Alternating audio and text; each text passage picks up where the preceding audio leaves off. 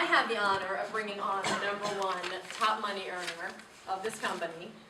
She's a wonderful heart. She's got a servant leader mentality. I look up to her. I've learned so much from her speeches. I can't even say enough. I mean, I could go on and on and on. I love her. I love her, and I love what she's done. And she also has little kids like me. She can relate, and she knows about being a mom and being a businesswoman, and it's tough at times. But she has made this look amazingly easy, and I know it hasn't been, but she has. So I want to please bring up Jennifer Moran, National President.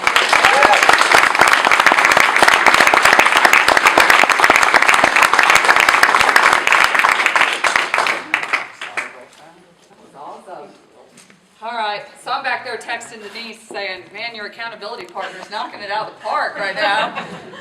Of course, I said, you know, her best friend's a little hotter than my friend Denise's best friend, which is me. But anyway, I'm honored to be here with you guys today, and, you know, I'm going to make this short. I know we've all heard the phrase, you know, that the mind can only absorb what the butt can endure, right? So I don't want to keep you here too long. This is a gorgeous day in the Northeast, and I don't get days like these much down in Houston, Texas. So I want to get out and enjoy the weather and the fall leaves and the color and all that and soak it all up while I can, okay? This particular segment we threw in here, it's something that I put together for a little event we did down in Houston with one of our other corporate trainers, Scott Schilling, as well as a man named Krish Denham. I don't know if any of you guys remember Krish. It's a real honor. It was an absolute honor for me because these two gentlemen I had seen years ago, I want to say probably close to 10 years ago at a huge event in the Toyota Center. They were on a tour with Zig Ziglar at the time, as well as Colin Powell and Sarah Palin and some other rock star speakers, and I was just in awe of these guys. And then fast forward, talk about dreaming big. Here I was sitting here at this little event and doing a little segment alongside these two giants of the business coaching, life coaching, speaking, training world. So I was very intimidated, to say the least. But I love this particular topic, and when they handed it to me to kind of put together a talk on, wow, I was almost overwhelmed because when it comes to dreaming big, I've had such a life journey in that regard over the last, I'd say, 8 or 9 years. For those of you who don't know me that well, my background was in pharmaceutical sales. I was a cardiovascular specialty rep for about 15 years down in the Texas Medical Center, and actually got involved in a direct sales company back in 2005. That was a service-based company in the energy industry, which is where I met Logan. And Logan was really one of the first people to sort of lift the lid off my life and encourage me to dream big. To be real honest, I think a lot of us, according to statistics, I guess about 97% of us, we work for money and we work for people. And in terms of my pharmaceutical job, in regards to how I was raised, which was, you know, you grow up, you go to school, you graduate, you get a good job, I had sort of arrived. You know, in pharmaceutical sales, especially specialty sales, you know, I was making 6 figures as a drug rep. So in my opinion, career-wise, I was doing pretty well. And I remember one of the very first times I ever met Logan. In fact, I had to go pick him up at the airport, and he was in my car, and we were driving to our first event, and we started talking. And at some point, he and I kind of butted heads the first time we met. I know that might seem shocking. But we're both very red personalities, and I kind of like Wendy. I know Wendy and I have talked about this too. Back in my former life in pharmaceutical sales, I had a very low opinion of network marketing.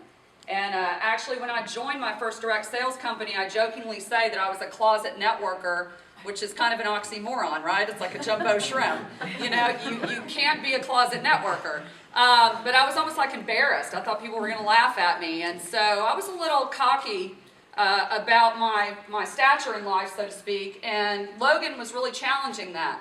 And at one point he looked at me and he said, so, you know, let me get this straight, you make 6 figures as a drug rep. And I was like, yeah, I do. I was pretty proud of myself, right? Yeah. And he goes, do you think that's a lot of money? And I was like, yeah, don't you? Not really. Not really. He said, you know, I know people who make 6 figures a month. People who make 6 figures a day. And over the course of the next 8 years in my direct sales career, I was witness to that. I saw people making $60,000 a month, $100,000 a month. One gentleman was making $250,000 a month in direct sales. I got humbled real quick, and I remember the first event that I took Logan to, when we were having this discussion in the car, he got in front of a big audience about this size, actually, and he started telling this story. He said that there was a researcher that decided he was going to take a bunch of fleas and put them in a jar and see how they reacted. Okay, now what does a flea do? What do they do best besides bite? Jump. They jump, right? Those little suckers jump. They're about this big, but they can jump up and bite you on the leg up here somewhere, right? So they know how to jump. So a researcher takes all these fleas, puts them in the jar. What do you think those fleas did? Jump. They jumped out of the jar, right? So then he takes a lid and he screws it down onto the jar. And even that little flea with its little flea brain figured out just how high it could jump without hitting its body on the lid of the jar. And after so many weeks, the researcher unscrews the cap, and what do you think happened? They all jumped out. No, they just jumped to that height. Lid wasn't even there anymore. They didn't adjust. But they were so conditioned to think there was a lid that they stayed in the jar. Good story. Okay? And I remember Logan looking out at the audience and saying, you guys have been conditioned. Somebody has put a lid on your life. They have told you how much you're worth. They've said you're too young, you're too old, you're too educated, you're not educated enough. You make too much money, you don't make enough money. Whatever it is. And we do this to each other, right? Some of us do it to our kids. I have to catch myself sometimes. I don't want to categorize my kids or say anything destructive because words are powerful. They screw a lid down on people's lives. And so for the first time I thought, wow, I'd hit a lid. I thought I'd arrived. I thought 6 figures was a lot of money. Okay? But who says so? I mean, I'm pretty open with the fact that I'm a Christian, and one of my favorite scriptures is Ephesians 3:20 that says, now according to him who can do exceedingly and abundantly more than all we can ask or imagine, according to his power that's at work in us. I don't know how big you guys can think or dream. I can think pretty big, but don't you kind of catch yourself sometimes and going, that's never going to happen. Don't do that. You can have anything you want. You live in the greatest country in the world. There is no lid on your life except your own thinking. All right? Your own thinking. So let's talk about dreaming big today. All right? And it's a big, big concept. I understand that. Me being from Texas, which is a pretty big place, I thought I'd throw some Longhorns up here and a Dream Big sign for you to enjoy. But it kind of leads into what I want to talk about. Simply because my girlfriends and I, we have a group of us we call the Rebel Road Sisters. And we go out to a little place called Round Top, Texas, sometimes twice a year. Michelle is part of that crew. We'll have to get Wendy down there and Holly at some point. And some of you others, come on. But it's a really cool little place. And they do a huge antique festival. And there's a little company out of there that was born out of there called Junk Gypsy. And there's 2 ladies that own that company, Amy and Jolie Sykes. And over the years, we've become friends with them, and we've watched them go from this little mom and pop to this huge behemoth in the entertainment world. And I'll kind of get into that in a second. But there's a little spot up there in Round Top called Festival Hill. And it's a really cool little place, kind of an artsy community. A lot of people get married up there. But there's a little church there, a little chapel. And coming out of the chapel, there's a saint. And I don't know my saints like I should probably, but I think it's Saint Boniface. Is that how you would say it? Boniface? Anyway, right under the saint are these words in Latin, which don't ask me to pronounce them. But they basically are translated as why dream ordinary. Why would you dream ordinary?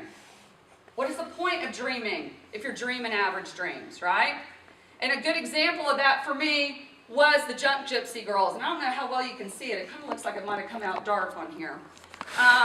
But anyway, these girls have now gone on to have their own show on GAC, Great American Country. They were on HGTV for a while. But they're best known for kind of their shabby chic decor and things like that was sort of born out of their love for what they call junking. Going around to garage sales and getting furniture and repurposing it, but along the way they kind of developed this sassy, independent style, and they started selling clothing and t-shirts with really brazen logos on it and slogans. And Miranda Lambert just, found them, started wearing their t-shirts, had them come design her tour bus. Next thing you know, she was doing Dierks Bentley. She just recently did Sadie Robertson from Duck Dynasty, did her whole Sweet 16 party. And so they've gotten a lot of notoriety and a lot of fame as designers, okay? What I thought was interesting, because I know these girls pretty well, is back in 1991 when they were both at Texas A&M University, both honor students in the business school. They thought, well, we could just get out and get some 9 to 5 with our business degree, or we could go live our dreams. And the older Sykes sister, Amy, was trying to inspire Jolie. And so she wrote this down literally on a paper bag. And I don't know if you can see it, but I want to read it to you. And I have a little action item for you. And you guys are going to have to be a little interactive with me here today. So if you don't have a piece of paper, try to grab one if you can, or take notes on your phone.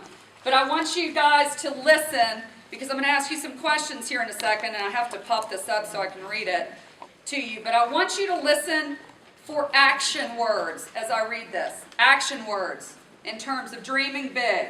Okay? This is what Amy Sykes wrote. And I want you to listen for the verbs, action verbs. If there were ever a time to dare, right? What would be a verb there? Dare. Dare greatly, right? If there were ever a time to dare, to make a difference, to embark on something worth doing, it is now. Not for any grand cause necessarily, but for something that tugs at your heart, something that's your aspiration, something that's your dream. You owe it to yourself to make your days here count. Have fun, dig deep, stretch, dream big. Know, though, that things worth doing seldom come easy. Right? We heard John Maxwell say that people come up to him all the time and say, I want to have what you have. And a lot of times he'll look at them and say, but you're not going to want to do what I did. They seldom come easy, right? There will be good days and there will be bad days. There will be times when you want to turn around, pack it up, call it quits. Those times tell you that you are pushing yourself, that you are not afraid to learn by trying. So persist. Because with an idea, determination, and she actually wrote down and the right tools and scratched it out and put passion and hard work, you can do great things. Let your instincts, your intellect, and your heart guide you. Trust. Believe in the incredible power of the human mind, of doing something that actually makes a difference, of working hard, of laughing and hoping, of lazy afternoons, of lasting friends, of all the things that will cross your path this year. The start of something new brings the hope of something great. Anything is possible, and she wrote a huge arrow and put anything. There is only one you, and you will only pass this way once. Do it right. Now, can y'all shout back some of the things that she put down that were intricate parts of dreaming big? Aspire. Embark. Persist. Persist. Passion. Do. Have fun. Passion. Believe. All of those, guys, are huge, huge things when it comes to dreaming big. But they're all action items. You know? This gentleman in the front row looked straight at me and said, just do. A lot of people dream big and they come up with all these ideas to dream big, but they never start. You have to start taking that action and move forward towards it, all right? So, first item, big dreams are written. They're written. Now, one of the things that really rubs me the wrong way, and in my old company they used to call me the due diligence queen, and I'm a big, big believer in accurate information. And there's a big myth that I hear a lot of motivational speakers say and repeat, and I hear it a lot in network marketing, that there was some Harvard or Dartmouth study about people writing down their goals and the percent that achieved them and the percent that didn't. That study never happened. Ever. It's one of the biggest, quote-unquote, lies in network marketing, and I hate it. But there actually was a woman who heard the lie and thought, I'm going to actually research this for real. And this is what the study showed. In 2007, she did a study She actually started out with more than 200 participants, but she put it down as 149 that actually finished the study. Dr. Gail Matthews at Dominican University in California, and this was the results. People who wrote down their goals were 42% more likely to achieve them than the ones who didn't. But telling a friend increased that rate to 78%. In other words, I told my best friend, so now I better do it, right? Okay? But here's the action item I want for you. I want you to think of first of all, I want you to think of the craziest dream you've ever had. A lot of us have a lot of dreams. But I want you to think of the number one thing that has tugged at your heart forever that you just think is outlandish, it's probably never going to happen, whatever you're telling yourself, you need to write that down. You need to write that down, okay? And always keep a Dream Big notebook somewhere nearby to jot down dreams as they come to you. And dreams can be in a lot of different forms, and we're kind of going to get into that. All right? You might have more than one, but you want to write those down. You need to make them concise. If you feel like it's too wordy, then write yourself a tweet. Tweet it to yourself. Make it 140 characters or less. And be very specific in that description. Be very specific. In fact, Steve Jobs, some of you I'm sure have read about Steve Jobs a lot, but he basically had a pretty basic dream.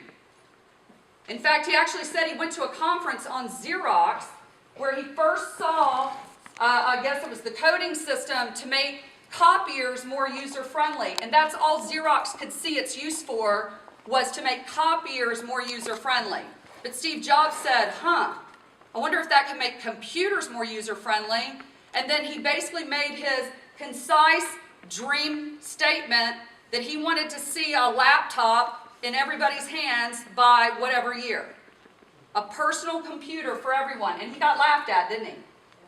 We were at dinner the other night, the DeMarcos, and we walked by a building, and we peered inside, and there was one of those old behemoth computers.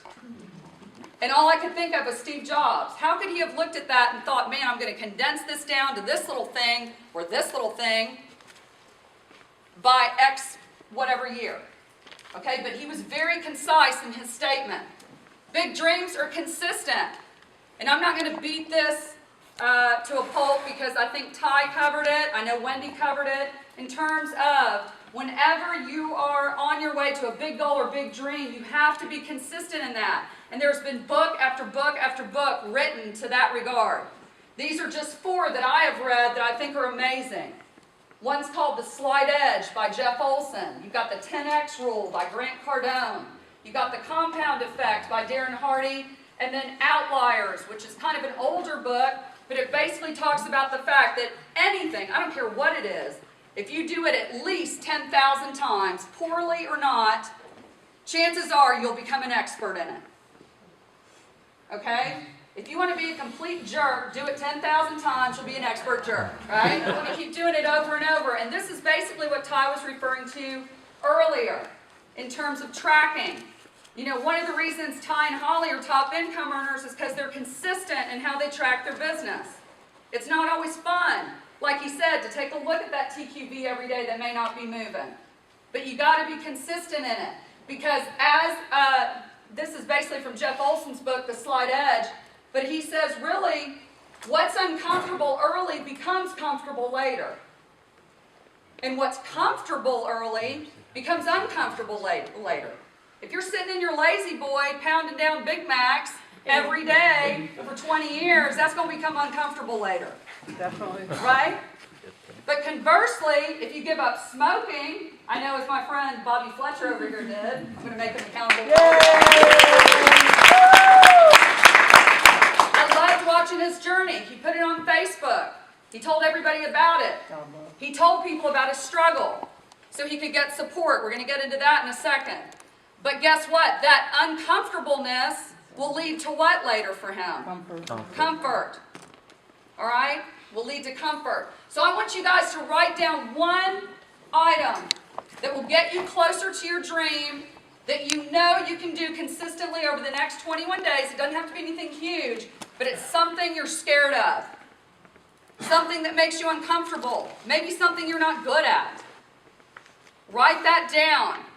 And the reason I chose 21 days is because according to the military, it takes 21 days to break a what? Habit. 21 days of consistent behavior will break that habit for you. All right, and move you towards that big dream. Now, what we were talking about with Bobby, for example, support. Big dreams are supported. How many of you guys know, I know it's hard to see, but can y'all see that picture right there of that gentleman?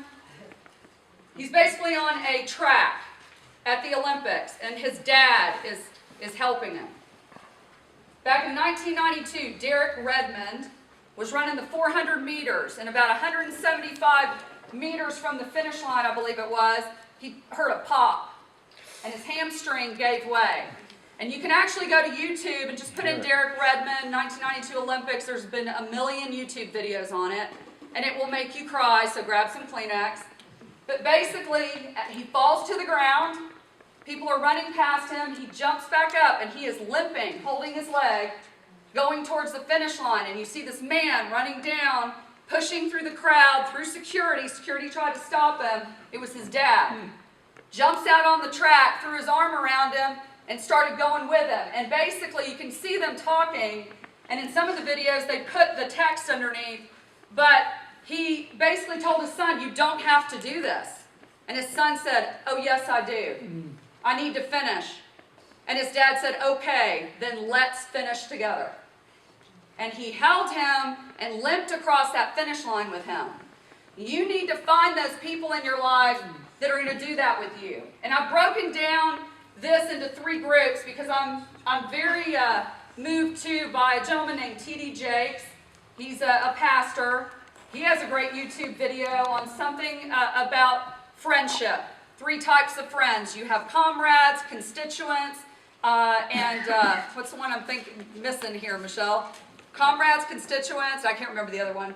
But anyway, it's broken down into 3, and I felt like it's the same way in terms of dreams. If you look at Derek Redmond, you've got supporters, you've got fans who are going to cheer you along during your race. You actually have sponsors, right? And we all are sponsored or were sponsored into ID Live. And those sponsors are the ones that are going to get you to the starting line. They're going to equip you. They're going to train you. They're going to show you what you need to do. But more importantly, you need to find mentors. Logan Stout was my mentor for 8, now going on 9 years. All right? He was my mentor, and it's tough. Confidants. Thanks. Comrades, constituents, and confidants. Okay, mentors. Mentors are your confidants. They're for what you are for. They are against what you are against, but they are in it with you, and they have successfully run the race already, and they can show you what they did to get there. And they're going to coach you, and sometimes it ain't fun. How many of y'all were in sports? Was your coach always real sweet to you? No.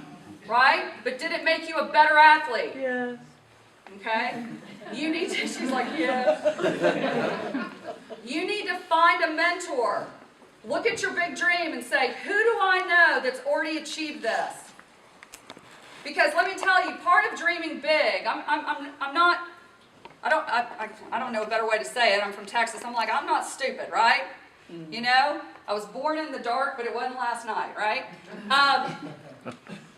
ID Life is just a vehicle to get you to where you want to be. Most top income earners in any network marketing company will tell you they're doing a lot of other things outside of network marketing now with that financial vehicle that got them there. It's just a vehicle. I heard a pastor say the other day that money is just a tool, like a hammer. Can a hammer be used for evil? Yes, it can destroy, it can break down a wall. But it can also conversely be used for good. And that's all this is. This is a vehicle for you. All right? So, write down who your mentors are. Who has successfully done what you want to do and partner with them. Okay? Follow their lead. All right, I don't know if you can see this, so I don't know if I should even ask you who this is. But it's Debbie Downer. How many of y'all ever watched Saturday Night Live and you remember Debbie Downer, right? She was always the one that's like, it's a beautiful day. Yes, but I heard there's a chance of rain, right? Yep. Debbie Downer, all right? You need to find people that support you. Surround yourself with the dreamers and the doers, the believers and the thinkers, but most of all, surround yourself with those who see greatness within you. even when you don't see it in yourself. All right? It's time to lose the negativity. And in that realm, you need to do a little pruning. I want you guys to write down 5 people that you probably need to prune out of your life. And I don't say you got to get rid of them altogether. I'm not that mean. But you might want to limit the time that you spend with them. You need to start asking questions of yourself when you're sitting there with some of your closest friends and some of the people you've sort of been hanging with, and ask yourselves, do they have what I want? In terms of where I want to go, where I want to ultimately end up. Are they a positive influence on my life? Are they supporting me? Are they guiding me? Are they encouraging me? Or are they an energy sucker, right? John Maxwell even talked about those guys, all right? So make a list of the 5 positive influences and the 5 negative influences. The negative ones you're going to want to limit time with. The positive ones you're going to want to spend more time with to grow yourself. All right, now, here's a couple of little bullet points in terms of dreaming big. First of all, you need to know yourself, right? You really need to know yourself. And one of the biggest eye-opening talks I ever heard was when I first got into direct sales. They brought in a gentleman named Jerry Clark, who he actually has a website, clubrhino.com, I believe it is. It used to be clubrhino.net.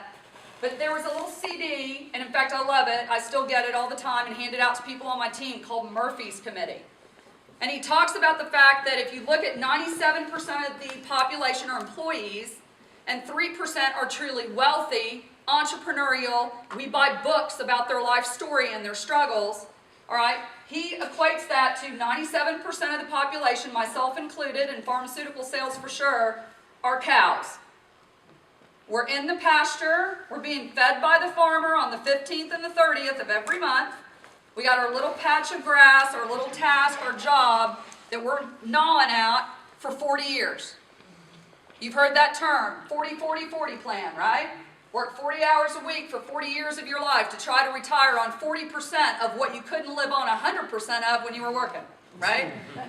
So you're in that 40-40-40 farm, all right? And you got little horns right here, and you're mooing along doing your thing, and that's fine. A lot of people, that's what everybody does, right? But every now and again, don't you kind of look up, you look over at your dreams outside the fence, and you think, man, I might want to go start my own business. And what do all your friends tell you? They're there in the farm eating right next to you. Crazy? That's crazy. Yeah. You don't want to go out there. And you're like, no, but the jungle, I mean, it's out there, and I hear all these noises. It looks kind of interesting. Oh, you don't want to go in the jungle. There's no health insurance in the jungle. There's no 401k plan in the jungle, right? So you go right back to eating your little patch of grass. But every now and again, there's a cow, which probably I was, and many of you might be, that has a little horn right here, kind of sprouting out, becoming a rhino. You're working on it. Now, what's the difference between a rhino and a cow? They're both huge animals. Why are a cow's horns here and a rhino's horn is right here? Rhinos are charging through the jungle. They're knocking down trees. They're running over obstacles. They have thick skin because of all the things that have come at them over time in the jungle. They're thick-skinned, but they know what lies on the other side of the jungle, and that's paradise. That's where they have time freedom, financial freedom. And Jerry goes over all of this in Murphy's Committee, and it was an eye-opener for me. To the point where I would be sitting in traffic in my, little Lexus, which was actually a company car for me at the time, for my biotech job, but we're all going down to the Texas Medical Center, which if you ever fly into Houston, a lot of people think it's downtown because it looks like its own little city. It's where MD Anderson is and all the teaching hospitals. And I'd be in a sea of Ford Tauruses and all these other company cars, and all I would hear in my head is, moo. Here goes the herd, right? And all I kept thinking is, I got to get out of this herd. I got to get out of this herd. All right, so you've got to know who you are and where you need to go, all right, because it's going to be a long road. Here's some of the obstacles that you'll encounter. Friends, relatives. Wendy and I were just discussing one before this thing got started. Guilt. I'm away from my kids right now. Moms are always on a guilt trip. I don't care what we're doing. Fear, society in general, what they say is normal and not normal. and pessimists. People that are always negative. So action item, I want you to write down your value. What do you think your value is? And also ask yourself right after that, is this a lid? And why is it only this much? Or put limitless, I don't care. Write down your talents, your abilities, passions that you can apply towards achieving your big dream. Now, conversely, I do want you to write down your insecurities, your fears, your perceived weaknesses, because sometimes what you think is a weakness is really not a weakness. It's what somebody told you was a weakness. All right? I want you to move through that. But these are things you're going to have to overcome to get a little more thick-skinned to charge through the jungle towards your big dream. Don't be afraid to fail. You've probably seen this a million times, but there's all kinds of famous failures out there. I'll just read you a few. Oprah Winfrey, all right? She was demoted from her job as a news anchor because she, quote, wasn't fit for television. Hello. Michael Jordan, he's one of my favorites. After being cut from his high school basketball team, he went home, locked himself in his room, and cried. But what they don't say is he basically came out, and he said at one point in an interview that he never forgot the vision of what it looked like to go down that list in the locker room with all his friends around him and not see his name. And he talked to the coach, and I believe the coach said that he was a little sloppy on his free throws, or he wasn't making enough free throws. So he would go out and he would shoot baskets 100 times until he had it so perfect. He would not allow himself to come in for dinner, rain or shine, until he had first made 100 shots, then it had to be 100 nothing but net shots, and on and on and on. He drove himself, okay? Now, dreaming big. You've got to visualize yourself winning. How many of you guys have a dream board? What they call a dream board. If you don't, make one for yourself. It's okay. I have a lot of friends who are like, well, I don't want to put down like big house, big yacht, whatever, because that's so shallow. That's so materialistic, right? Well, you can cry in a Porsche just as good as you can cry on a bike. I'm just saying, okay? It's all right. Put it on there, whatever it is that you're striving towards. And it's not always material things. The whole reason I joined direct sales is because my church was meeting in a school and had bought 16 acres to build a church. And I was passionate about seeing that church built. Okay? Now, and I'm not trying to sound altruistic at all, because many of you know my story, which is I was having my checks direct deposited to my church until I suddenly realized my business had grown to over $1,000 a month, and then I got a little more shallow. And I started getting my checks back, right? Okay? But I'm just saying, you know, it might be a multitude of things. And so, with that, I want you guys to understand the importance of I cannot talk today. Oh, I had a tongue transplant and my body's rejecting it. All right. You need to visualize yourself winning. First 10 presidents. Let me change slides real quick. Let me go back to the first one. Real quick. Y'all just saw that flash on the screen. Who can recite to me the first 10 presidents? Nobody. Look, yeah, it's horrible, right? Okay, so I'm going to give you guys an exercise, and I need your participation in this in a big, big way. All right, big, big way.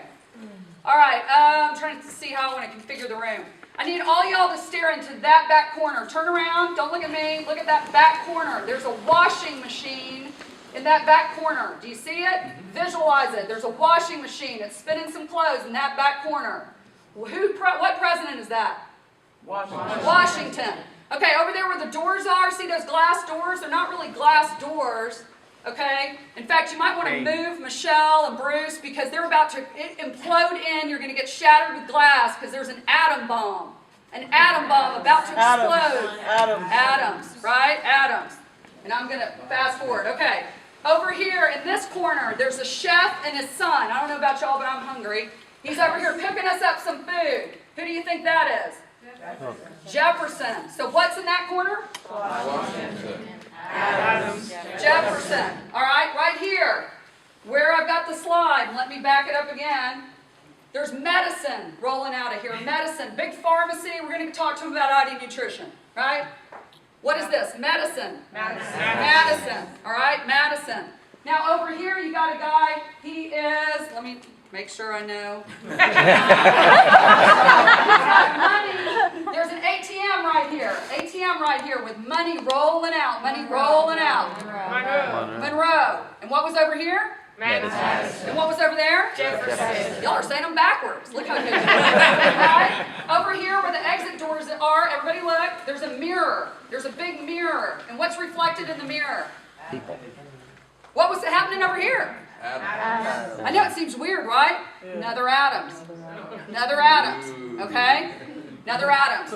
Now, back there in that corner, there's a guy, he's broken down, he's jacking up his car. He's jacking up his car in the corner, got it up on his jack. Jackson, right? Now, those guys, okay, they might want to move the man in the red because there's a van coming off that street about to bust through the door. A van busting through the door. Van Buren. Van Buren. Okay, now you might want to move your feet because there's hair coming up from the carpet. Hair. Harrison. And then look up. What do you see? Ceiling tiles. Ceiling tiles. Tyler. All right? Harrison, Tyler. So, what president is in that corner? Washington. Adams. Jefferson. Monroe. Adams. Van Buren. Jackson. Buren. Van Buren. Ceiling tilers. Who is brave enough to come stand up here, turn around, eyes closed, and try to recite them all? Somebody's brave. Come on. I'll do it. I'm a Brit. Come on, Tony. Help me out here. I'll let the Brit do it in front of the American. Yeah, it's all right. We've all admitted we don't know it, right? All right.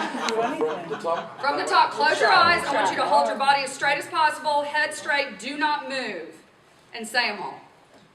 In that corner is who? Okay, Washington, Adams, Jefferson, Madison, some bloke over here, Monroe, Adams, Jackson, Van Buren, Harrison, Ceiling Tyler.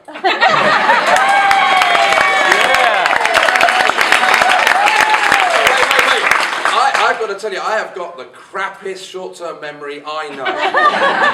Seriously, that's awesome. Okay, but real quick, how hard, and did y'all notice, he had his eyes closed, but he couldn't help but, right? Right. Was that hard for you to like not move, or did Oh, you yeah. find yourself like, okay. You know me, I can't not move. Okay, exactly. By the way, he is singing and playing the piano tonight at Bowman's Tavern in New Hope. And we're all going and singing along, and y'all all can't fit in the tavern, so don't all show up. But he's amazing, and y'all should come tonight. But thank you, Tony. Do you see the power of visualizing it? That is so important. People do not think in words. Even though it's important that you write it down, you need to visualize it. That's why athletes have to visualize themselves coming across the finish line, winning the gold medal, coming in first, tackling that big guy, blocking that tackle, making that touchdown. They have to first see it in their mind because every action starts with thoughts. You've got to see yourself doing it, so that is so incredibly important. And I'm gonna finish up with this, and I'm gonna bring Ty back up real quick. I almost said Tyler. Ty back up. But this is a little junk gypsy quote that they throw on t-shirts and stuff all the time, and I love it. And they, in their shop, they sell these beautiful chandeliers that look literally like that boat right there that have glass, and they're gorgeous.